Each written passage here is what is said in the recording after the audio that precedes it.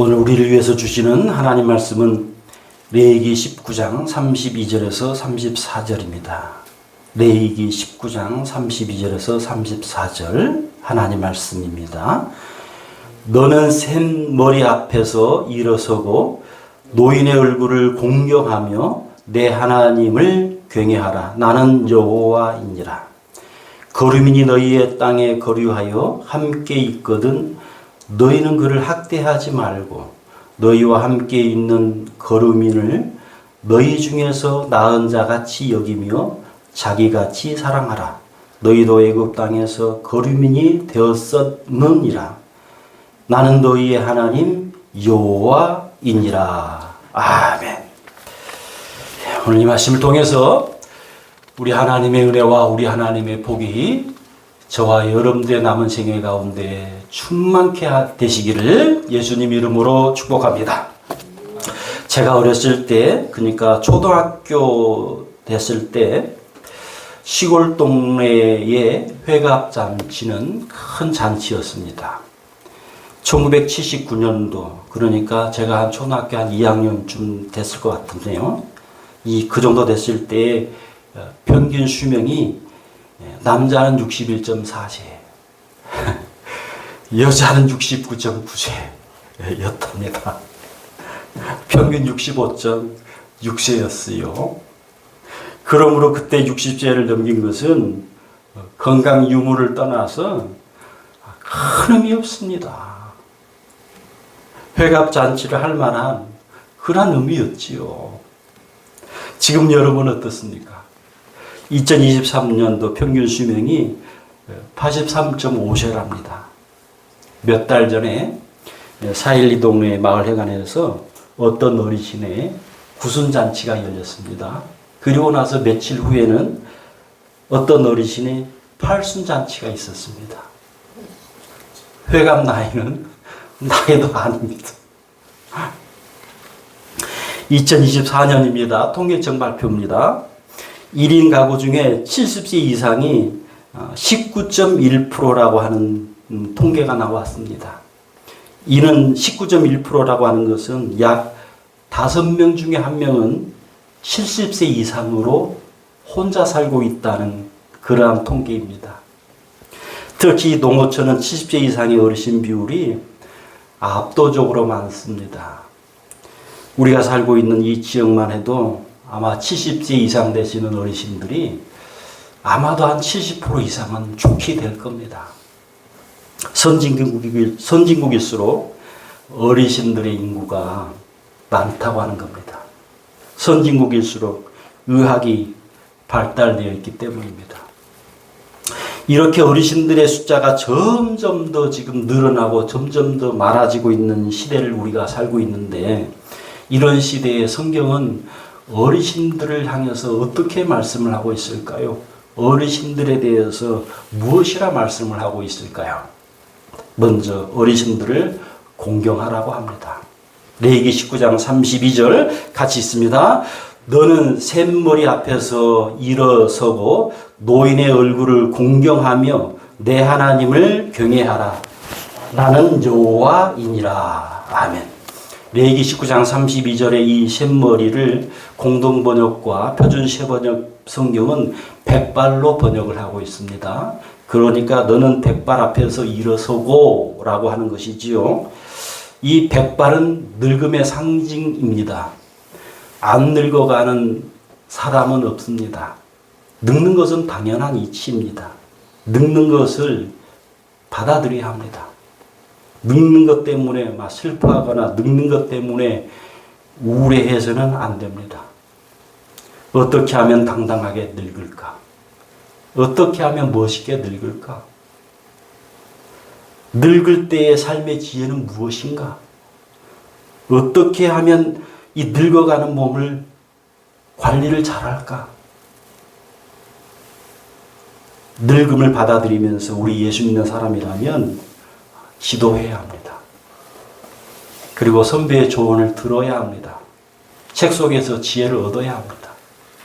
레위기 19장 32절은 어르신을 공경하라고 말씀을 하고 있습니다. 공경이라고 하는 이 원어의 의미는 존경하다, 호의를 보이다 라고 하는 의미를 담고 있는 단어가 이 공경입니다. 지금 무슨 말입니까? 마음으로부터의 출발입니다. 공경은 마음으로부터의 영역입니다. 공경이라고 하는 것. 마음에는 없는데 입으로만, 그건 아닌 겁니다. 어르신이라고 마음으로는 무시를 하고 겉으로는 존경하는 척이 아니란 말입니다. 마음으로부터의 존경, 마음으로부터의 출발이 어르신들에게 감동을 줍니다. 마음으로부터의 존경이 어르신들이 볼 때는 진짜 존경을 받고 있는 것 같습니다. 진짜 나를 존경하고 있구나. 진짜 나를 공경하고 있구나 하고 느낀다는 겁니다. 요즘 요양원과 요양병원 시설이 얼마나 많습니까? 어디 요양병원, 요양원 뿐입니까? 심지어는요, 어르신들 유치원도 있지요. 그런데 이 존경하는 마음이 없이 마치 거기에 봉사하고 급여를 받고 있는 사람들이 어르신들을 개, 돼지, 동물 취급하면서 그냥 월급 받는 수단으로만 생각을 하면, 돈 버는 수단으로만 생각하면 어르신들이 불편할 것입니다. 어쩔 수 없이 내가 여기에 있지, 내가 여기에 있고 싶지 않다가 될 것입니다. 물론 일이, 업무가 고되어서 피곤이 쌓여서 물론 잠깐은 그럴 수 있습니다. 물론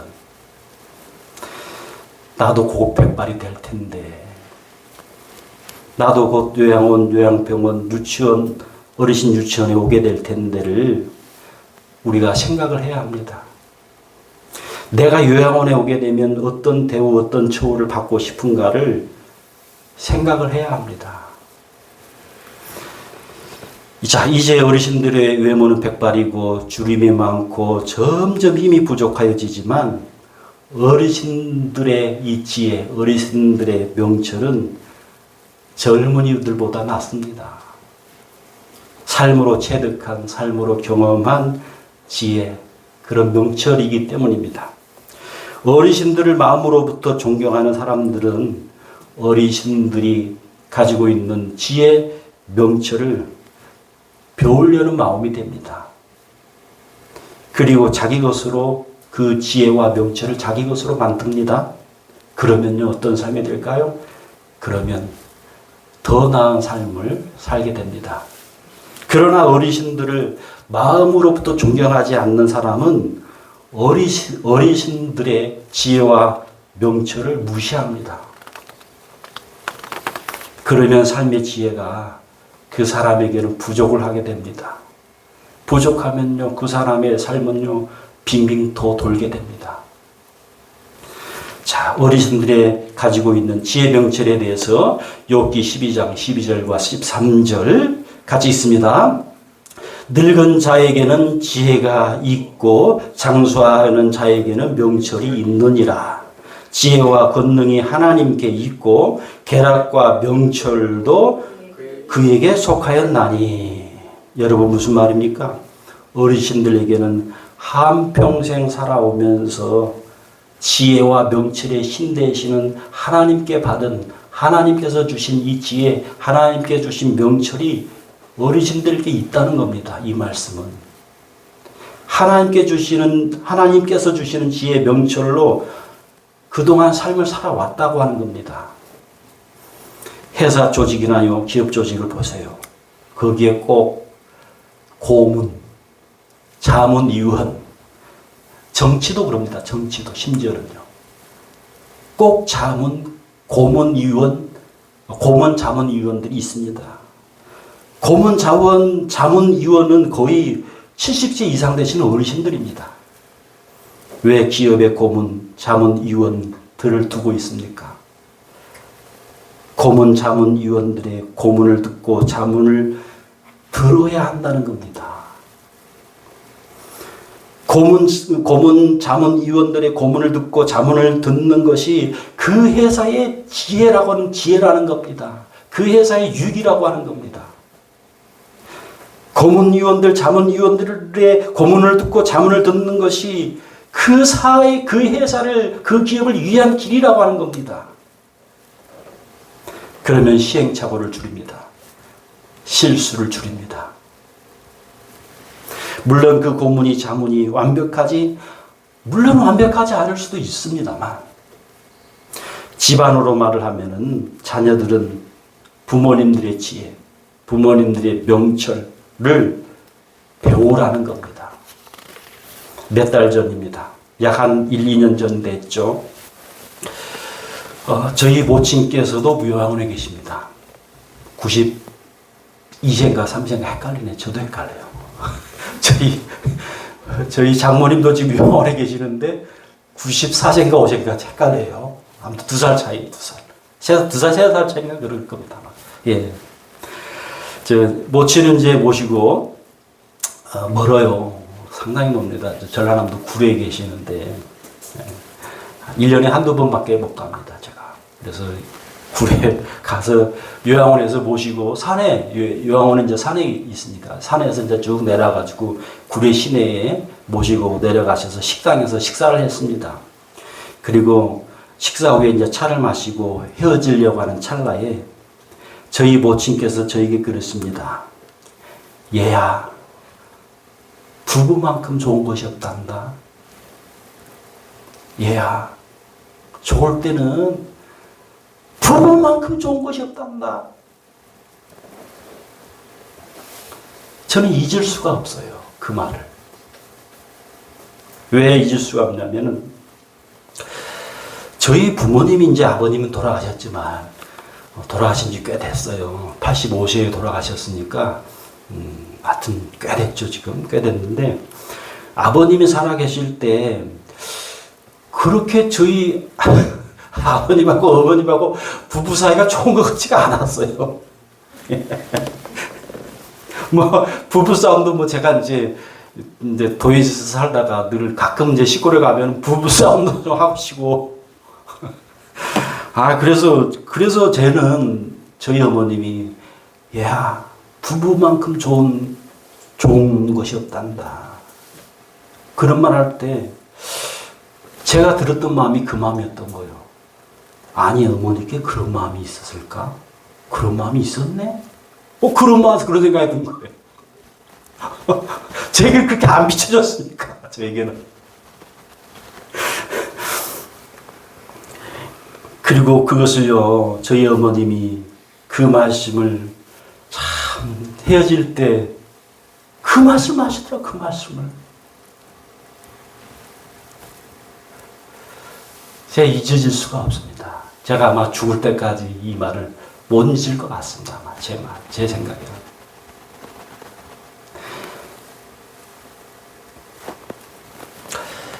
여러분, 부모는요, 잔소리 같아요. 잔소리 같지만은 삶의 지혜와 삶의 명철을 자녀에게 들려줘야 합니다. 너무 잔소리 많이 하면 물론 안 되지만, 그리고 행동으로 보여주는 것이 물론 낫지만, 그래도 지혜 명철을 자녀에게 들려줘야 합니다. 잠언 4장 1절과 2절 우리 같이 있습니다. 아들들아, 아비의 훈계를 들으며 명철을 얻기에 주의하라. 아들들은 누굽니까? 2절 같이 있습니다. 내가 선한 도리를 너희에게 전하노니 내 법을 떠나지 말라. 이스라엘 3대 왕 솔로몬 왕이 죽습니다. 솔로몬 왕이 죽고 나서 이제 아들 느호밤 왕이 됩니다. 느호밤 왕이 이 나라를 어떻게 다스릴까 하는 이 정책의 갈림길에 섭니다. 이렇게 이 나라를 다스릴까? 이렇게 저 나라를 다스릴까? 이때 어르신들이라고 하는 것은 아버지 왕 때의 신하들을 말하는 거죠. 그 어르신들의 말을 이 솔로몬 왕이 듣습니다. 뿐만 자기 또래의 그 신하들의 말도 듣습니다. 그런데 누가 더 현명한 지혜와 명철이 있겠습니까? 어르신들 아니겠습니까? 그런데 이 솔로몬 왕이 어르신들의 지혜 자문과 충고를 버립니다. 자기 또래의 말을 듣습니다. 열왕기상 12장 6절에서 9절 그리고 13절입니다. 같이 있습니다. 르호보암 왕이 그의 아버지 솔로몬의 생전에 그 앞에 모셨던 노인들과 의논하여 이르되 너희는 어떻게 충고하여 이 백성에게 대답하게 하겠느냐? 대답하여 이르되 왕이 만일 오늘 이 백성을 섬기는 자가 되어 그들을 섬기고 좋은 말로 대답하여 이르시면 그들이 영원히 왕의 종이 되리이다 하나 왕이 노인들이 자문하는 것을 버리고 자기 앞에 모셔 있는 자기와 함께 자라난 어린 사람들과 의논하여 이르되 너희는 어떻게 자문하여 이 백성에게 대답하게 하겠느냐? 백성이 내게 말하기를 왕의 아버지가 우리에게 매운 멍에를 가볍게 하라 하였느니라. 왕이 포악한 말로 백성에게 대답할세 노인의 자문을 버리고 르호보암 왕이 어르신들의 자문을 듣고 그대로 따르고 그대로 했어야 했는데 지혜와 명철이 부족한 자기 또래 사람들의 말을 듣습니다.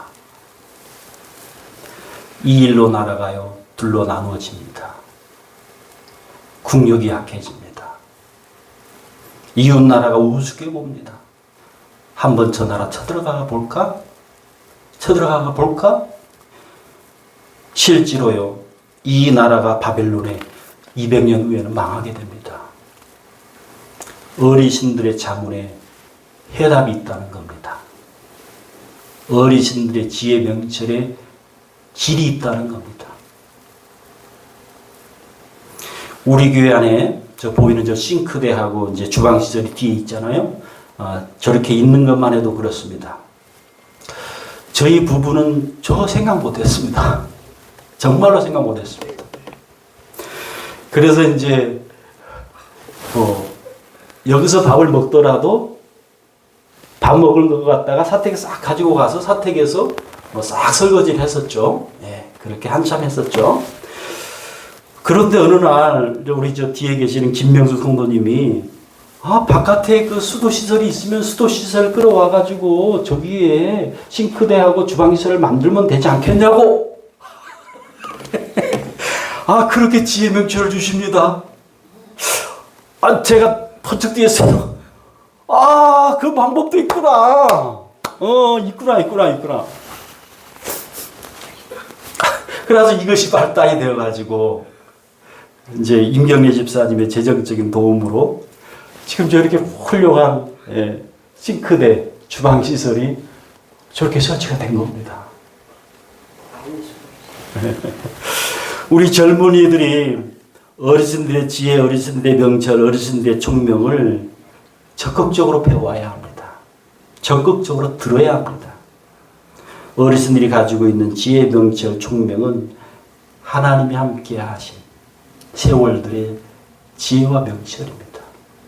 어르신들이 가지고 있는 지혜, 명철, 총명은 하나님이 함께하는 연수가 오래일수록 하나님이 그분에게 주신 지혜, 명철이 그분에게 있다는 겁니다. 자, 이제 마지막으로 레위기 19장 32절은 어르신들을 공경하라고만 말씀하시지 않고요. 그리고 어르신들이 가진 지혜와 명철을 배우라, 받으라 라고만 말씀하시지 않고 하나님을 경외하라고까지 말씀을 하고 있습니다. 자, 우리 레위기 32장 다시 한번 같이 있습니다. 너는 샘머리 앞에서 일어서고 노인의 얼굴을 공경하며 내 하나님을 경외하라. 나는 여호와이니라. 이 부분을, 이 말씀을 호코마 주석은 이렇게 해석을 합니다. 어르신들을 공경하는 것은 단순한 윤리적인 차원에만 극한되는 것이 아니라 하나님의 창조 질서에 순응하는 일로서 곧 건전한 신앙 윤리이기도 하다. 그러므로 신약 시대에 이르러서도 이처럼 연장자를 공경하는 일은 젊은이들의 의무이자 미덕으로서 계속 강조되고 있다. 베드로전서 5장 5절. 어르신 공경 사상에 이어 하나님 경외 사상이 나오는 이유는 실로 하나님이야말로 모든 권위와 질서의 근원이 되시기 때문이다. 유관지님이라고 하는 분이 레위기 19장 32절을 이렇게 해석을 합니다. 레위기 19장 32절에 나는 여호와이니라 라는 말씀으로 끝난다. 그리고 레위기 19장에는 이런 말씀이 유난히 많이 나온다. 34절, 36절, 37절에 나는 여호와이니라 라고 말씀하고 있다. 이것은 이 말씀은 중요하다. 이 말씀은 꼭 지켜야 된다. 이 말씀은 꼭 지켜야 한다. 이런 뜻이다. 어르신들을 공경하고 어르신들을 존경하고 마음으로 높이는 것은요, 더 높고 더 크신 권위이신 하나님을 경외하라는 겁니다. 사람 권위는 마음으로 높이고 그리고 공경하면 되지만 하나님은 그 이상입니다. 하나님은 존경할 뿐만 아니라 하나님은 두려워하라는 겁니다. 하나님은 공경만 할 뿐만 아니라 하나님은 존경만 할 뿐만 아니라 하나님은 두려워할 줄도 알아야 된다는 말씀입니다. 여러분 왜일까요? 사람이 나를 지옥에 넣는 거 아닙니다. 내가 누구를 어떤 어르신을 존경하지 않는다고 지옥 가는 건 아닙니다. 자, 여기에 대해서 누가복음 12장 4절과 5절 같이 있습니다. 내가 내 친구 너희에게 말하노니 몸을 죽이고 그 후에는 능히도 못하는 자들을 두려워하지 말라. 마땅히 두려워할 자를 내가 너희에게 보이리니 곧 죽인 후에 또한 지옥에 던져 넣는 권세 있는 그를 하나님을 두려워하라. 내가 참으로 너희에게 이르노니 그를 두려워하라. 하나님을 두려워하라. 보이는 우리 사람 권위만 보지 말라는 거예요. 살 때 보이지 않는 하나님의 권세까지 너는 보고 살아라. 그 하나님까지 보고 살아라. 그 말씀입니다. 하나님 사랑하는 여러분, 어르신들께는 하나님이 함께 하신 흔적들이 있습니다. 흔적들. 그 흔적들이 무엇입니까? 어르신들께는 지혜와 명철이 있는 겁니다. 물론 예수님을 믿는 어르신들일 경우입니다. 하나님이 주신 이 지혜, 명철이 있는 이 어르신들을 마음으로 존경할 때, 그리고 그분들을 공경할 때 그 지혜, 명철을 내가 받습니다. 내가 누립니다. 그러면 삶이 달라집니다. 어르신들께 지혜 명철을 주신 하나님은 우리 사람이 존경도 해야 되지만 두려워도 해야 되는 존재입니다. 기도하겠습니다. 하나님 아버지, 어르신들 마음으로부터 존경하고 있는 사람인지 아닌지 오늘 돌아보는 시간이 되게 해 주옵소서.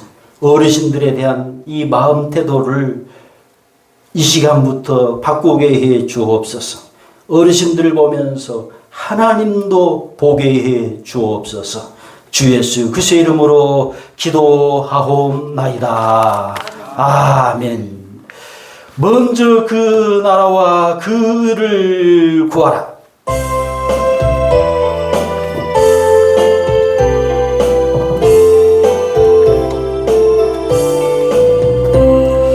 먼저 그 나라와 그를 구하라. 그 나라와 그 일을 그리하면 이 모든 것을 너에게 더하시니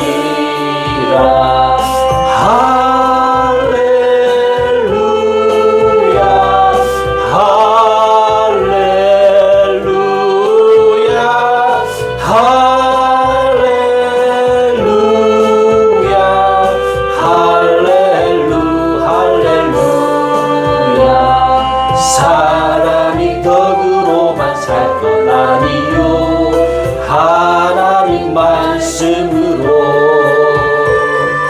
그리하면 이 모든 것을 너에게 더하시리라.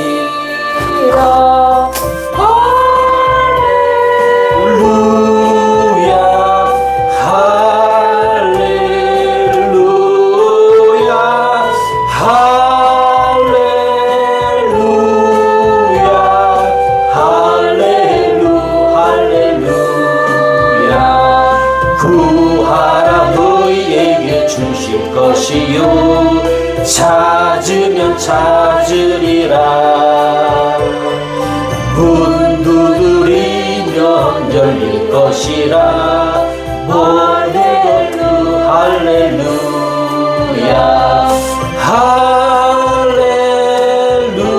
할렐루야 할렐루야 할렐루야 할렐루야 2절 3절 사람이 떡으로만 살 것 아니요 하나님 말씀으로 그리하면 이 모든 것을 너에게 더하시리라.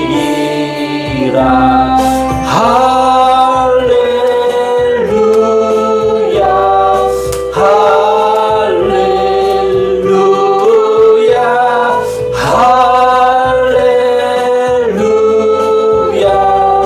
할렐루야 할렐루야 구하라 너희에게 주실 것이요 찾으면 찾으리라. 아멘. 문 두드리라 열릴 것이다.